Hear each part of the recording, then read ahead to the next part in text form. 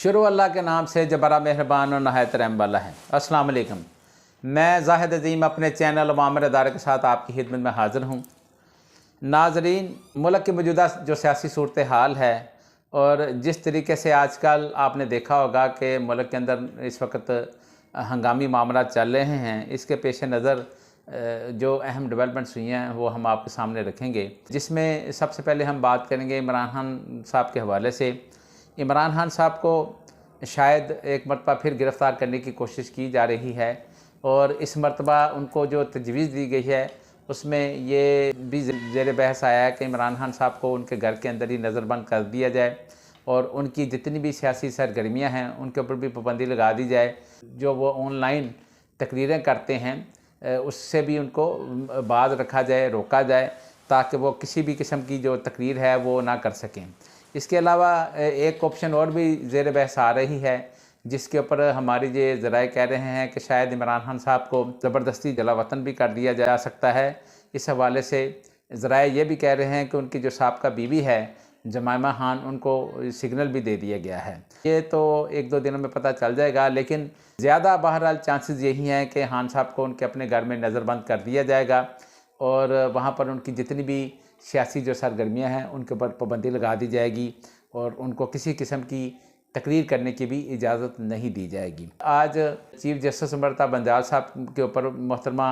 मरीम नवाज़ साहिबा ने बहुत ज़्यादा तनकीद की है। आपने देखा था कि कल चीफ जस्टिस अमृता बंदयाल साहब ने जो एक 5 रुकनी बेंच बना हुआ था, उस बेंच ने जो हुकूमत ने इंक्वायरी जुडिशल कमीशन बनाया था, उस इंक्वायरी जुडिशल कमीशन को काम करने से रोक दिया, जिस पर तनकीद करते हुए आज मरीम नवाज़ साहिबा ने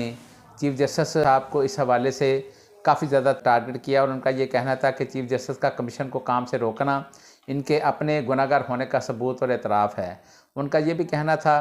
कि एक शख्स जो इंसाफ की सबसे बड़ी कुर्सी के ऊपर बैठा हुआ है, वो अपने आप को एहतसाब से बचाने के लिए अपने ओहदे का बेदरीग इस्तेमाल कर रहा है।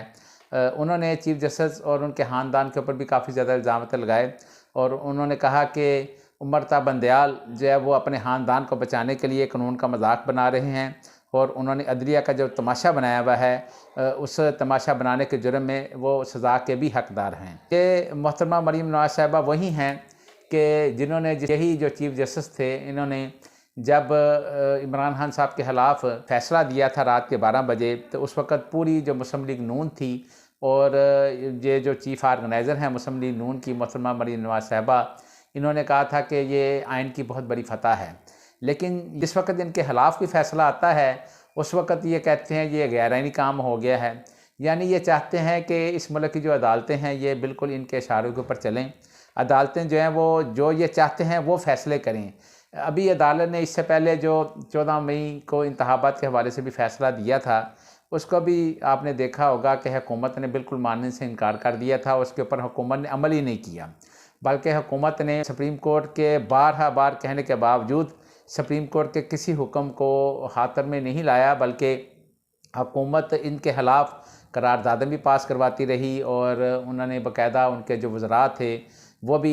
बार बार आकर जो है वो सुप्रीम कोर्ट की तौहीन करते थे और वो कहते थे कि हमें ये जो मौजूदा चीफ जस्टिस और ये जो बेंच बना हुआ है हम इसको मानते नहीं हैं। आप अंदाज़ा कर लें कि पाकिस्तान में इस वक्त जो है वो जमहूरियत है और जमहूरियत के अंदर आप देखें कि जमहूरी गवर्नमेंट जो है वो सुप्रीम कोर्ट ऑफ पाकिस्तान जो है उसके अहकामात को मानने से इनकार करती है और ना सिर्फ इनकार करती है बल्कि उसके ऊपर बहुत ज़्यादा तनकीद भी की जाती है। मौजूदा जो चीफ जस्टिस अमृता बंदयाल साहब हैं, इस हवाले से अभी तक तो बहुत ज़्यादा उन्होंने सब्र का दामन पकड़ा हुआ है और वो बहुत ही इस मामले के ऊपर फ़हम व तफ़हीम से चल रहे हैं, लेकिन हुकूमत ने कोई ऐसी कसर नहीं छोड़ी और हुकूमत ने हर मौके के ऊपर उनको तनकीद का निशाना भी बनाया। ना सिर्फ तनकीद का निशाना बनाया बल्कि उनके ख़ानदान को भी तस्हीह का निशाना बनाया, उनको धमकियां भी देते रहे और उसके बावजूद हुकूमत ने उनके किसी फ़ैसले के ऊपर अमल भी नहीं किया। 90 दिन के अंदर जो आइन कहता है उस हवाले से भी हुकूमत ने उसको हाथ में नहीं लाया, बल्कि सुप्रीम कोर्ट ऑफ पाकिस्तान के जो इख्तियारात हैं उसको भी चैलेंज किया गया और उनको ख़त्म करने की भी कोशिश की गई। दूसरी तरफ आज पाकिस्तान की जो इकानमी की सूरत हाल है इस वक्त, उस हवाले से जॉन एलिया की एक तकरीब हो रही है अल हमरा के अंदर वहाँ पर जो साबका हमारे जो फेडरल बोर्ड ऑफ रेवेन्यू के जो चेयरमैन हैं शब्बर जैदी साहब, उन्होंने हमारी जो पाकिस्तान की इकानमी है उसके ऊपर आज तकरीर की और उनका ये कहना था कि पाकिस्तान बहुत ही तेज़ी से जो है माशी तौर पर नाकामी की तरफ जा रहा है। उनका ये भी कहना था कि वज़ीर ख़ज़ाना जो है वो ये कहते रहते हैं जी कि इस वक्त जो है वो मुल्क में ख़ज़ाना हाली नहीं है। वज़ीर ख़ज़ाना क्या करें, वो तो मजबूर हैं, उनका तो ये कहना बनता है कि ख़ज़ाना हाली नहीं है। लेकिन उन्होंने कहा कि इस वक्त पाकिस्तान जो है वो मुल्की और गैर मुल्की कर्ज़ों के नीचे दबा हुआ है और वो ये जो कर्ज़े हैं उनको अदा करने की पोजीशन में भी नहीं है। पाकिस्तान बिल्कुल जो है दिवालियापन के करीब है। उनका ये कहना था कि कर्ज़ों की किस्तें अदा ना करने का मतलब है कि पाकिस्तान जो बिल्कुल दिवालिया होने के करीब है। आज उन्होंने जिस तरीके से वहाँ पर बात की, ऐसा लग रहा था कि वो शायद ये बता रहे हैं कि इस वक्त पाकिस्तान दिवालिया हो चुका है। हालांकि हमें जो वज़ीर ख़ज़ाना हैं वो बार बार ये कह रहे हैं कि ऐसी कोई बात नहीं है। अभी 9 जून को बजट भी पेश होना है, देखते हैं कि 9 जून को हुकूमत उसमें अवाम को क्या सब्सिडी देती है। लेकिन शब्बर जैदी साहब भी आज इस बात के ऊपर बहुत ज़्यादा ज़ोर दिया। उनका ये कहना था कि इलेक्शन करवा कर एक कौमी हुकूमत जो है वो कायम की जाए जो इस मुल्क को संभाले, क्योंकि जो मौजूदा हुकूमत है उसके अंदर इतनी हुनरमंदी नहीं है कि वो इस मुल्क को चला सकें। ये वही PDM की हुकूमत है जिस वक्त इमरान खान साहब की इस मुल्क के अंदर हुकूमत थी तो वो इमरान खान साहब की हुकूमत को बहुत ज़्यादा तनकीद का निशाना बनाते थे और वो ये भी कहते थे कि इमरान खान की जो हुकूमत कठपुतली हुकूमत है और ये जो हुकूमत है इसको मुल्क चलाने का बिल्कुल अंदाज़ा नहीं है। इनके जो वज़रा हैं उनको पता ही नहीं है कि किस तरह काम करना चाहिए। आज इसी जो हुकूमत है उनकी कारकर्दगी आप देख लें कि इमरान खान साहब ने जो पौने 4 साल में किया वो तो आपके सामने था, लेकिन 13 महीनों में इन्होंने जो किया इन्होंने तो बिल्कुल हद ही कर दिया। और महंगाई इस वक्त जो इतनी ज़्यादा अरूज पर है और डॉलर आप देख लें इस वक्त जो है वो 300 से ऊपर चला गया है। PTI की बहुत बड़ी एक तादाद जो है वो मुस्लिम लीग काफ के अंदर जाने के लिए तैयार हो चुकी है। वैसे तो PTI के बहुत सारे लोग जो हैं वो रोज़ आकर प्रेस कॉन्फ्रेंस करते हैं और पार्टी छोड़ने का ऐलान करते हैं। आज भी बड़े बड़े सीनियर जो लोग हैं उन्होंने तहरीक इंसाफ छोड़ने का ऐलान कर दिया, जिसमें अली जैदी साहब जिनके बारे में लोगों का ख्याल था कि शायद वो पार्टी नहीं छोड़ेंगे, इमरान इस्माइल साहब जो हैं उन्होंने भी छोड़ दी है पार्टी, खुसरो बख्तियार साहब जो हैं उन्होंने भी तहरीक इंसाफ को खैर बात कह दिया है। सभी ने 9 मई के वाक़यात को मज़म्मत का निशाना भी बनाया। 9 मई के जो वाक़यात हैं उसके ऊपर तो बिल्कुल मज़म्मत बनती है और ऐसे वाक़यात होने भी नहीं चाहिए। ये किसी सूरत बर्दाश्त नहीं है कि आप अपने मुल्क की जो तनसीबात हैं, जो हमारे मुल्क की जो इमारतें हैं, चाहे वो फ़ौजी इमारतें हों या फिर सिविल जो हमारी इमारतें हों, उनके ऊपर जलाओ गराव करें और उनको जाकर निशाना बनाया जाए। ऐसा तो कभी भी बर्दाश्त नहीं किया जा सकता और ऐसे जो लोग हैं जो शरपसंद अनासर हैं उनके खिलाफ़ बिल्कुल कार्रवाई होनी चाहिए और इसके लिए किसी किस्म की रायत जो है वो नहीं देनी चाहिए। लेकिन एक चीज़ हम आपको बता दें कि तहरीक इंसाफ के जो ज़्यादातर जो टिकट होल्डर हैं वो चौधरी सरवर साहब के साथ मुलाकात कर रहे हैं और उनसे के साथ राब्ते में हैं और लग ऐसा रहा है कि जैसे आने वाले दिनों में मुस्लिम लीग काफ जो है वो इस वक्त तहरीक इंसाफ के जितने भी लोग छोड़ रहे हैं वो ज़्यादातर मुस्लिम लीग काफ में चले जाएंगे। बहरहाल तहरीक इंसाफ के जो सीनियर लोग हैं, जो पुराने लोग हैं जिन्होंने पार्टी छोड़ी है, उन्होंने तो ना सिर्फ पार्टी छोड़ी है बल्कि उन्होंने सियासत को ही खैरबाद कह दिया है और अभी उन्होंने ये कहा है कि हम अपने आप को बिल्कुल जो है वो सियासत से आउट कर रहे हैं और हमारा अभी जो प्रोग्राम है हम चाहते हैं कि हम कुछ देने के लिए जो है वो आराम करें। आज एक बड़ी अहम फ़नी बात भी हुई जिस वक्त जॉन एलिया साहब की तकरीब के अंदर वहाँ पर जो हमारे एक बहुत बड़े जो राइटर भी हैं, ड्रामा नगार भी हैं, जनाब अनवर मकसूद साहब जो हैं, उन्होंने वहाँ पर एक बहुत फ़नी बात की। उनका ये कहना था कि कल जो वफाकी वज़ीर अब्दुल कादर पटेल साहब ने इमरान खान साहब के हवाले से जो मेडिकल रिपोर्ट्स वहाँ पर पेश की और उसमें था कि जी इमरान खान साहब का जो लीवर है वो भी ठीक काम कर रहा है, उनकी जो किडनी है वो भी ठीक काम कर रही है, लेकिन उनके जो पेशाब में शराब जो है वो उसके कुछ ज़रात जो वो मिले हैं। तो उसके ऊपर जो अनवर मकसूद साहब हैं उन्होंने वहाँ पर ये बात की